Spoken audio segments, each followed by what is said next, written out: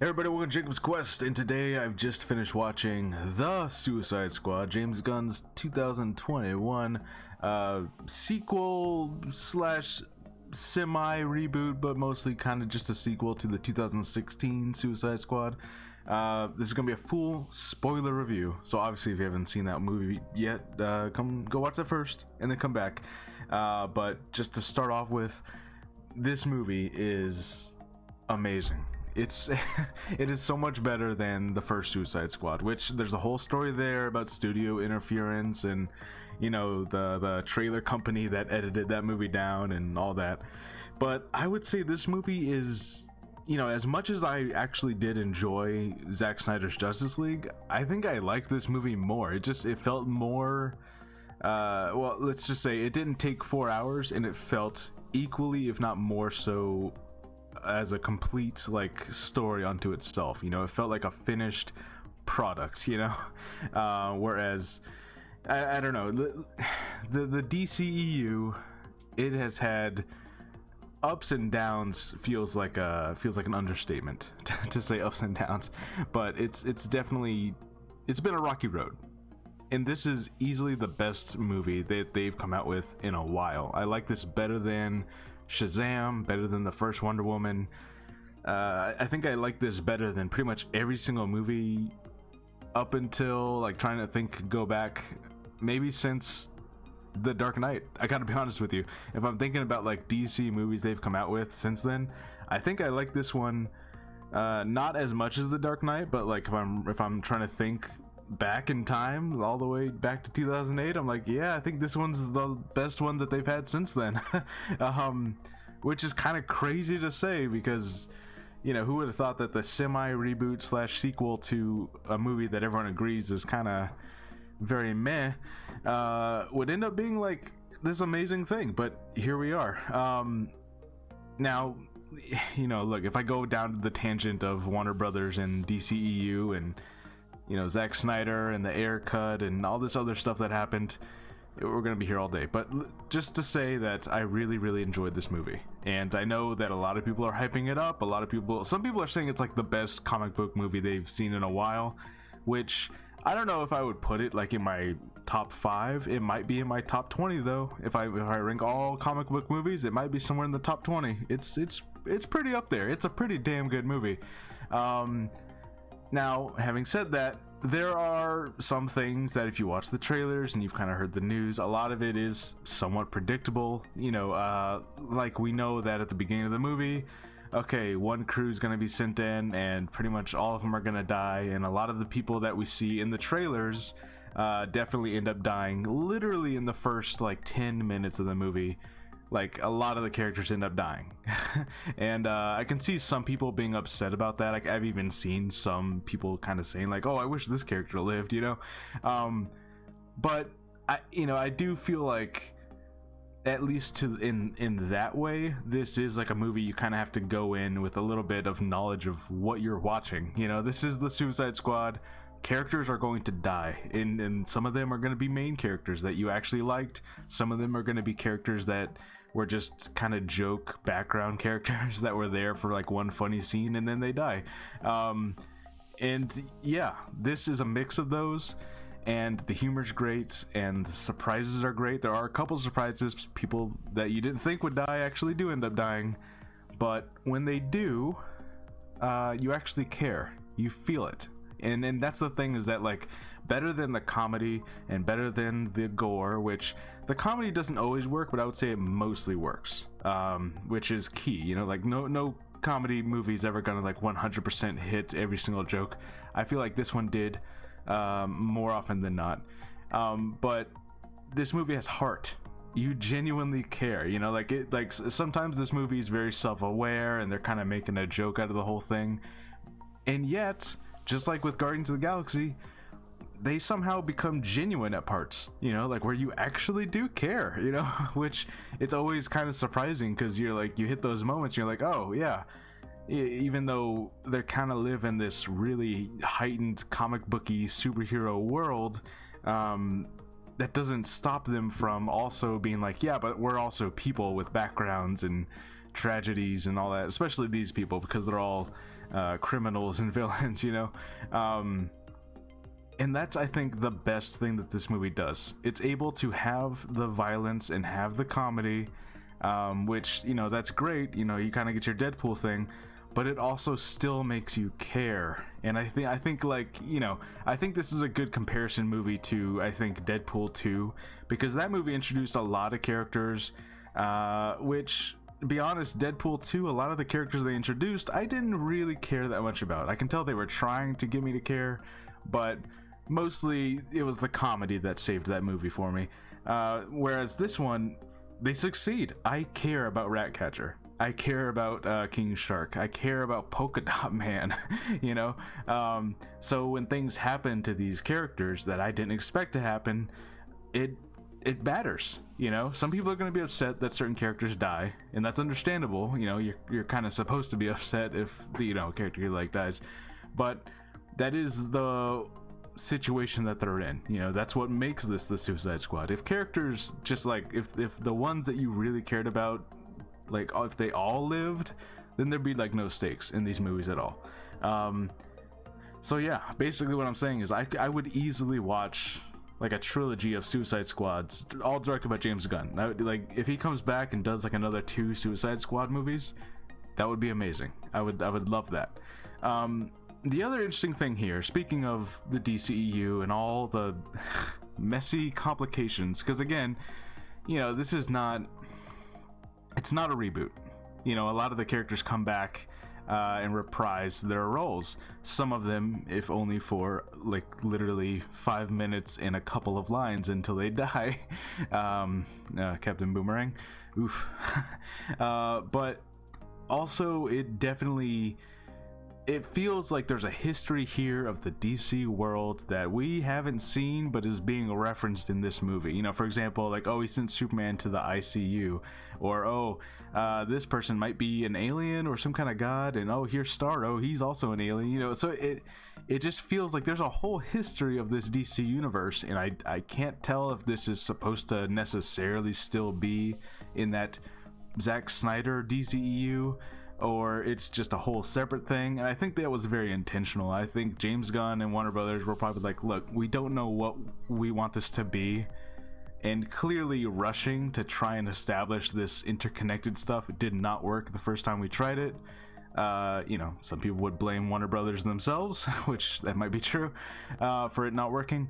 But you know, I think this movie is very much able to be a standalone piece, and I think that's probably for the best. I think that definitely helps it. It's not forced into being a puzzle piece that kind of, okay, it has to fit here at this timeline in between these 2 movies, and they reference this thing, which is the setup for this other thing, and that really strengthened this movie, you know. And it's kind of interesting now watching this in comparison to like Black Widow that came out, because Black Widow was a very, you know, paint by numbers kind of run-of-the-mill superhero movie. It wasn't like bad or anything, but it was definitely like, I've seen all of this before.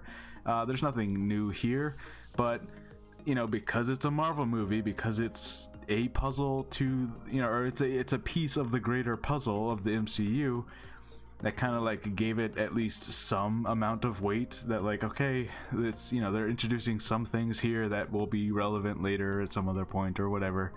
And I think that's what's refreshing about this movie, is that like, oh, that's right, you can just make a superhero movie self-contained.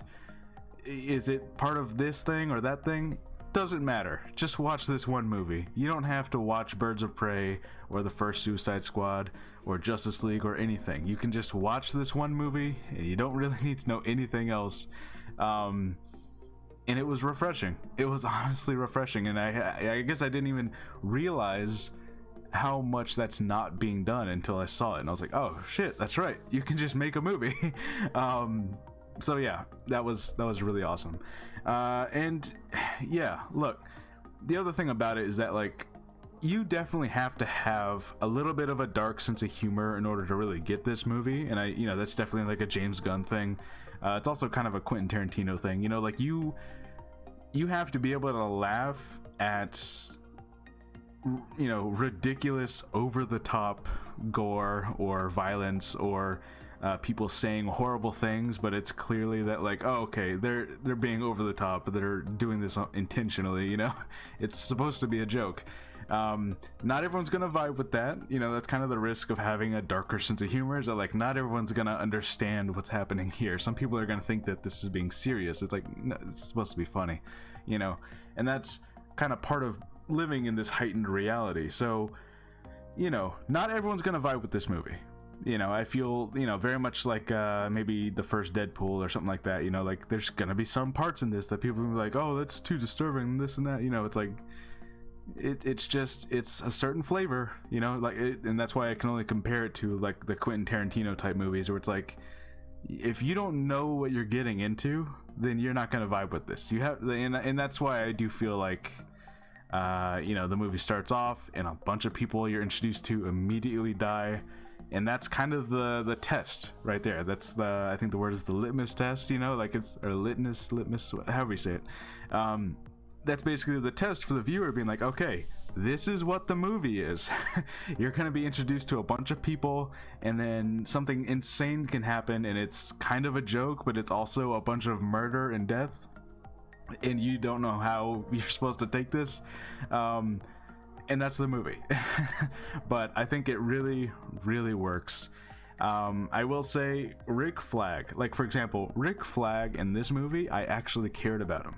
I cared about his friendship with Harley Quinn, and then, again, spoilers, when Peacemaker ends up killing Rick Flag, I actually was like, oh my god, no, not Rick Flag, which, if you told me in 2016, I would say, oh man, I can't believe Rick Flag died. I wouldn't have believed you, because I'd be like, why the fuck do I care about that character in that movie, but I cared. I genuinely cared. I can see a lot of people coming out and making a bunch of some King Shark cosplay. That might be a little difficult, but definitely Ratcatcher cosplay, Peacekeeper cosplay. This is gonna be like a movie that's like a thing for a while, like every once in a while you get those movies that like, okay, this is not just another piece of a franchise, this is like a thing, this is gonna be a moment, of course requiring that the pandemic allows people to have conventions in the first place, but I can definitely see this being like a thing in the zeitgeist, if I have to use that word. And yeah, just overall, I really, really enjoyed this. And now that Peacekeeper HBO show that they're making, I'm actually excited for that, because I thought that he was gonna be like kind of a joke hero who's like really dark and messed up, but he thinks he's a good guy. But then it was like, oh, he is that, but also he killed Rick Flag. Holy shit. So I don't know how I feel about him, but now I'm kind of more interested in the show, because I'm like, what angle are they gonna, is this gonna be like a redemption show, like where he like learns that like, oh no, I'm wrong the whole time, or I don't know. I have no idea what they're gonna do, but it's all very, very interesting. And yeah, just from here on out, I definitely think that they should just let James Gunn do what he wants. If there's any lesson to take away from this, do not try to force this into this or that continuity or whatever. Don't even make a public statement. Don't even come out and be like, it's not part of this universe or something else. It's like, just let it be its own thing. If people want to say it's part of the Justice League Zack Snyder universe, or if people want to say it's completely its own thing, or maybe a mix of both, which it kind of seems to be like this vague mix of both, because it's definitely the same Harley Quinn, but it's also like stuff seems to have happened in this universe that has not been established yet. It's like, let it be its own thing. Let James Gunn come back and make Suicide Squad 2 and 3, or well, I guess 4 if we're counting the first Suicide Squad. Again, don't even mention that. Just let James Gunn make his trilogy. And yeah, let James Gunn make whatever he wants, honestly. Like, if he wants a crack at some other Justice League and he wants to try and establish his own continuity, I don't know how messy it might get, but honestly, right now, Warner Brothers DC is kind of they're almost in like the Fox X-Men era of continuity, where it's like, look, I don't know what's a prequel, what's a reboot, what's a you know, you have Days of Future Past over here, which is like a reboot slash sequel slash prequel, and then you have Logan, which is like, is this even in the same time? You know, like, it's DC's kind of in that area now where it's like, I don't know how any of this is connected. Maybe it doesn't need to be, whatever, you know. Anyways, yeah, that's all I gotta say really, is that I really enjoyed this. It feels like for the first time in a long time, I'm genuinely excited about what might happen in the DC universe, you know, because even after we got Zack Snyder's Justice League, which, you know, I agree with a lot of people, it's like, yeah, he should be able to work on something. I don't know if they need to give him like HBO Max movies or a TV show. I don't know, you know, it doesn't seem at this point that he's ever going to be doing anything now with Warner Brothers. I think he's moving over to Netflix with his Army of the Dead franchise. But, you know, even when that movie came out, I didn't realistically think that anything was gonna happen from it. I didn't think that they're gonna like revive the universe and try to fix everything. It's like, it's not gonna happen. But yeah, I'm genuinely excited to see this moving forward. I think this and the Batman, Robert Pattinson's Batman, I think those are the two things that, like, okay, DC is not dead. And that's my thing, is that, like, it's felt for like the last 5 or so years that DC was kind of just treading water, you know, like Shazam comes out, it's like, okay, Shazam's fun. Wonder Woman 84 comes out, it's like, it was fine, I guess. You know, Aquaman comes out, I'm like, Aquaman's fun, but I'm not like clamoring for the Aquaman universe, you know, like they're the Aquaman franchise, you know, and it just felt like DC has been treading this water and not really moving anywhere or doing anything. But now I'm like, okay, you have a window now. The Suicide Squad, you can easily make this a trilogy. You can easily make spin-offs. There's so many avenues you can make from this. Let James Gunn do what he wants, and just let him open the windows and the doors to possibilities here. Warner Brothers, whoever's in charge at this point, because I know that you've traded hands to you know, AT&T and then to Discovery and whatever the situation is now. I don't even know. Don't just let him do his thing. Don't do what you do to everybody. And last thing I want to say is that, you know, there's still the campaign for the David Ayer cut, and my thing is that a lot of that footage is supposed to actually exist already. You know, I don't think he even needs to do the amount of reshoots that, for example, Zack Snyder had to do for the Justice League.